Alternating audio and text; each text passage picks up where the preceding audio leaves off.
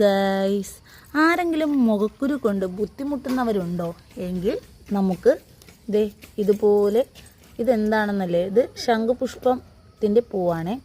നിങ്ങളുടെ നാട്ടിൽ എന്താണ് പറയുന്നതെന്ന് കമൻറ്റ് ചെയ്യണേ. ശംഖുപുഷ്പത്തിൻ്റെ പൂവാണേ ഇത്. അപ്പോൾ ഈ പൂവിനെ നമുക്ക് കുറച്ച് പറിച്ചെടുക്കാം. മുഖക്കുരുവിന് നമ്മൾ ട്രീറ്റ്മെൻറ്റൊക്കെ എടുത്ത് തളർന്ന് ഹോസ്പിറ്റലിലൊക്കെ ഒരുപാട് പോയി ഒരുപാട് ക്രീമൊക്കെ ട്രൈ ചെയ്തിട്ടും കുറയാത്തവർക്ക് നല്ല ഒരു റിസൾട്ടാണ്. എൻ്റെ മുഖത്ത് നല്ല കുരു ഉണ്ടായിരുന്നു, പിമ്പിൾസ് ഉണ്ടായിരുന്നു. അത് മാറിക്കിട്ടിയത് ഈ ഒരു ട്രിക്ക് ചെയ്തിട്ടാണേ. ഇത് നമ്മുടെ വീടിനടുത്തുള്ള റോഡാണ്. റോഡിൽ ശരിക്കും ശംഖുപുഷ്പത്തിൻ്റെ പൂവുണ്ട് കേട്ടോ.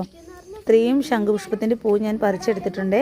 ഇനി നമുക്ക് ബാക്കി കാണാം എങ്ങനെയൊക്കെയാണിത് നമ്മുടെ മുഖത്തേക്ക് അപ്ലൈ ചെയ്യേണ്ടതെന്ന്. നന്നായിട്ടൊന്ന് വാഷ് ചെയ്യണം. നന്നായി വാഷ് ചെയ്തെടുക്കണം.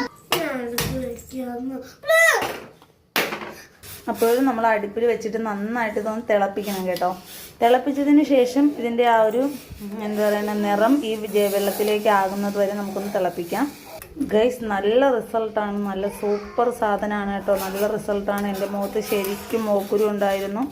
അപ്പോൾ ഇപ്പോൾ ഞാൻ ഇതാണ് ട്രൈ ചെയ്ത് നോക്കിയത്. 2-3 ദിവസം ട്രൈ ചെയ്തപ്പോൾ തന്നെ നമ്മുടെ മുഖക്കുരുവൊക്കെ നല്ല അതുപോലെ കരിഞ്ഞ് നന്നായിട്ട് മാറിയിട്ടുണ്ട് കേട്ടോ. അപ്പോൾ ഇതുപോലെ നമുക്ക് ആയി കിട്ടിയിട്ടുണ്ട് കേട്ടോ ഗൈസ്. ഇതുപോലെ ആയി കിട്ടി. ഒരു ടവലെടുത്തു, ഇതിന് ശേഷം ഇതിലേക്കൊന്ന് മുക്കുക. ഇതുപോലെ ഒന്ന് മുക്കുക. അപ്പോൾ അതിൻ്റെ ചൂടും ആ വെള്ളവും കൂടി ഇതിലേക്ക് ആകും. മുഖക്കുരുവുള്ള ഭാഗത്തേക്ക് ഈ ചൂടിങ്ങനെ നന്നായിട്ട് പിടിച്ചു കൊടുക്കുക കേട്ടോ. ഇതുപോലെ നന്നായിട്ട് ചൂട് പിടിച്ചു കൊടുക്കുക. അപ്പോഴത്തേക്കും നമുക്കൊരു 2-3 ദിവസം ചെയ്യുമ്പോൾ തന്നെ നമ്മുടെ മുഖക്കുരു പൂർണ്ണമായിട്ട് മാറും.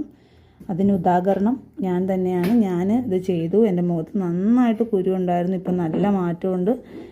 ഒരുപാട് ഹോസ്പിറ്റലിലൊക്കെ ഞാൻ പോയി, ഒരുപാട് ക്രീമൊക്കെ ഇതൊക്കെ ഞാൻ അപ്ലൈ ചെയ്തിട്ട് മാറാത്ത എൻ്റെ കുരു 2-3 ദിവസം കൊണ്ട് എനിക്ക് മാറ്റി കിട്ടിയ ശംഖുപുഷ്പത്തിന് താങ്ക്സ്.